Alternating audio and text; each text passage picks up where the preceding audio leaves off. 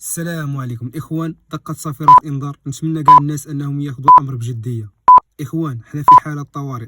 السدود وصلت النسبه المئويه ديالها الى الحد الاقصى. معظم السدود المغربيه حاليا ل 100%، واكبر سد في المغرب اللي هو سد الوحده حاليا النسبه المئويه ديالو من الحموله 86. اخوان 86 راه رقم خيالي.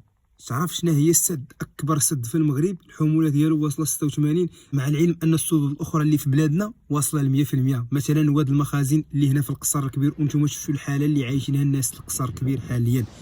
قصر غرقات بالماء اخوان. وشكرا لكاع الناس اللي تيطوعوا، مثلا الشاب سفيان الدراري ديال القنيطره اللي هز الجيسكي ديالو وجا قام بواحد المبادره اللي هي جميله. ونتمنوا كاع الشباب صراحه اللي عندهم امكانيات انهم يساهموا في بحال هذا الخير هذا الاخوان. الدري هذا ينال الاحترام والتقدير باش انك تطوع وتسمح في دارك وتهز الجيسكي ديالك، بما انك واحد الانسان اللي مسك عليك الله وعندك الجيسكي ديالك. وهذاك الجيسكي راحنا عارفين ولا يصلح المهمات الصعبه كذلك.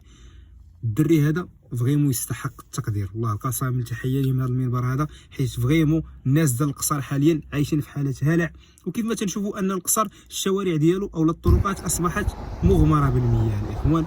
فلهذا خاص ضروري الجيسكي، والدري راه قام بالواجب. تحيه الاخ سفيان من المنبر. اللي بغيت نقول لكم الاخوان، هي خاص الناس انهم ياخذوا الامر بجديه، حيت راه وزاره مثلا هذا الوزير اللي هو السيمو تيقول للناس خصكم تخويو الديور ديالكم. الناس ديال القصر كنا نتكلموا الناس اللي هما كيتواجدوا في المناطق اللي هي معروفه بالماء يخويو. ماشي نهضر مع شي حاجه اخرى، يخويو وغيكون لي فيه البديل. الناس اللي هما في ظروف شاده فقراء ما عندهم شيء، غادي نشوفوا لهم دار الشباب، دار الثقافه، المدارس اللي كتواجد في المناطق اللي هي ولا كاع الناس اللي مجاوره للوديان انها تخوي الديور. تيقول لهم مشيو سافروا لعند العائلات ديالكم اللي بعادين على الواد باش انكم تكونوا في امان. حيت فريمون الاخوان راه النسبه المئويه ديال المياه حاليا في البلاد ديالنا اللي هي المغرب راه الخيرات تبارك الله ما شاء الله تبارك الرحمن. شنو هي الحاجه اللي تتخوف اكثر؟ ماشي ان السدود وصلت النسبه ديالها ل 100%، لا، هذا الشيء بالعكس. الحاجه اللي تتخوف اكثر هي ان داك مثلا السد ملي غادي ينفسوه، الا نفسوه بواحد الطريقه اللي هي مزيانه، مثلا شويه بشويه، هذاك الماء اللي غادي يخرج ما تيمشيش للبحر، حيت البحر بيدو هايج تيرد.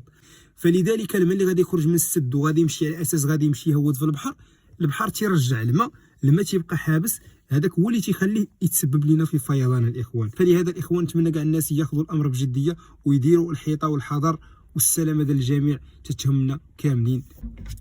وكيف قلت لكم الاخوان في بدايه الفيديو، ان كاع الدراري او اللي قادر انه يدير الخير او شي عمل تطوعي بالنسبه للناس اللي قادرين، فراه كاينه مع الناس اللي محتاجين المساعده ديالك. من هذا المنبر هذا الاخوان بغيت نوجه هذا النداء هذا.